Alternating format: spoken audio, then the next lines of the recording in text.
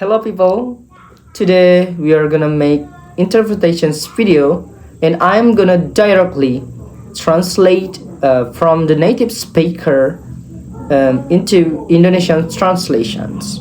So I'm gonna take the video from TEDx, which is the most oftenly YouTube channel that I use to watch some kind of native speaker when I want to know about some things. So right here, let's jumping into the video. Okay.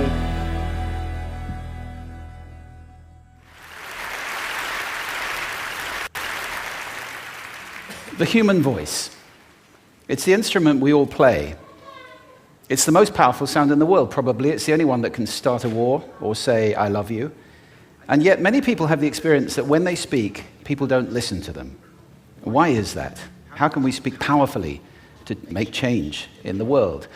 What I'd like to suggest, there are a number of habits that we need to move away from. I've assembled for your pleasure here 7 deadly. Oke, jadi dia bilang tadi ini suara manusia. Jadi ini adalah alat musik yang kita semua mainkan. Mungkin ini adalah suara yang paling kuat di dunia. Suara yang bisa memulai perang atau mengatakan aku mencintaimu. Namun banyak orang merasa bahwa saat mereka berbicara, orang lain tidak mendengarkan. Kenapa bisa begitu? Dan bagaimana cara berbicara agar bisa membawa perubahan? Jadi di sini dia ingin menunjukkan beberapa kebiasaan yang perlu kita hindari. A number of habits that we need to move away from. I've assembled for your pleasure here 7 deadly sins of speaking. I'm not pretending this is an exhaustive list, but these 7 I think are pretty large. Habits.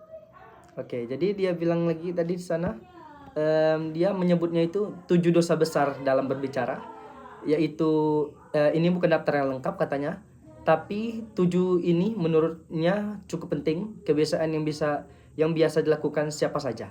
Jadi pertama itu kita dengar lagi. First, gossip. Speaking ill of somebody who's not present. Not a nice habit, and we know perfectly well the person gossiping 5 minutes later will be gossiping about us. Oke. Jadi yang pertama ini dia bilang gosip ya. Jadi membicarakan keburukan orang lain. Jadi yang tidak ada di tempat. Jadi dia bilang tadi kita tahu orang yang bergosip tentang orang lain 5 menit kemudian bisa saja bergosip tentang kita juga katanya. Itu cukup lucu ya. Second, judging. We know people who are like this in conversation, and it's very hard to listen to somebody if you know that you're being judged and found wanting at the same time. Yang kedua ini dia bilang tentang ngejudge ya. Jadi katanya tadi menghakimi. Jadi kita pasti tahu orang yang suka menghakimi saat bicara. Jadi itu sulit mendengarkan orang yang terus menilai kita begitu. Oke, lanjut. Third, negativity. You can fall into this. My mother in the last years of her life became very, very negative, and it's hard to listen. I remember one day I said to her, "It's October the 1st today," and she said, "I know, isn't it dreadful?" It's hard to listen. Oke, jadi yang ketiga itu dia bilang negativitas. Jadi saya pernah mengalami ini di akhir hidupnya. Ibu saya menjadi sangat negatif saat saya bilang hari ini tanggal 1 Oktober, beliau menjawab, iya, mengerikan sekali. Sangat sulit mendengarkan seseorang yang selalu negatif. Itu katanya. Kita lanjut lagi. Form of negativity, complaining. Well, this is the national art of the UK. It's our national sport. We complain about the weather, about sport, about politics, about everything. But actually complaining is viral misery. It's not spreading sunshine and lightness in the world. Oke, jadi yang keempat itu dia bilang itu tentang mengeluh. Dia katanya mengeluh, ini seperti olahraga nasional di Inggris katanya. Kita mengeluh tentang cuaca, politik, apapun itu. Tapi sebenarnya itu mengeluhnya adalah menyebarkan kesedihan, bukan kebahagiaan. Itu maksudnya kata dia tadi. Lanjut. Excuses. We've all met this guy. Maybe we've all been this guy. Some people have a blame thrower. They just pass it on to everybody else and don't take responsibility for their actions. And again, hard to listen to somebody who's being like that. Jadi katanya yang kelima tadi katanya orang yang suka beralasan. Orang yang selalu menyalahkan orang lain dan tidak mau bertanggung jawab. Kita pasti pernah bertemu orang seperti itu atau bahkan pernah menjadi orang itu sendiri. Penultimate, the sixth of the seven, embroidery, exaggeration. It demeans our language, actually, sometimes. For example, if I see something that really is awesome, what do I call it? And then, of course, this exaggeration becomes lying, out and out lying, and we don't want to listen to people we know are lying to us. Oke, jadi keenam, membesar-besarkan. Misalnya, jika kita menyebut hal yang biasa sebagai luar biasa, maka ketika sesuatu benar-benar luar biasa, kita kehabisan kata. Dari membesar-besarkan, akhirnya menjadi bohong, dan tidak ada yang suka mendengarkan kebohongan. Itu katanya tadi, teman-teman. Kita lanjut lagi.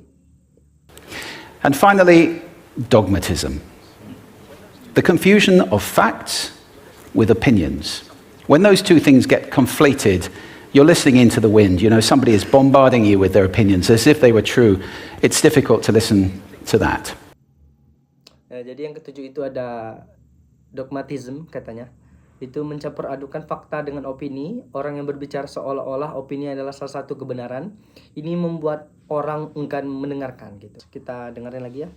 There are four really powerful cornerstones, foundations, that we can stand on if we want our speech to be powerful and to make change in the world.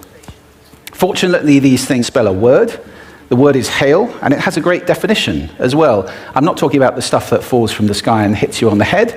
I'm talking about this definition, to greet or acclaim enthusiastically, which is, I think, how our words will be received if we stand on these four things. So what do they stand for? See if you can guess. The H, honesty, of course. Being true in what you say, being straight and clear. The A is authenticity, just being yourself. A friend of mine described it as standing in your own truth, which I think is a lovely way to put it. The I is integrity, being your word, actually doing what you say, and being somebody people can trust. And the L is love. I don't mean romantic love, but I do mean wishing people well. For two reasons. First of all, I think absolute honesty may not be what we want. I mean, my goodness, you look ugly this morning. Perhaps that's not necessary.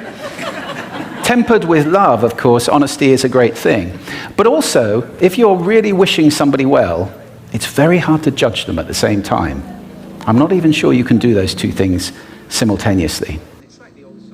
Oke, jadi cukup panjangnya tadi.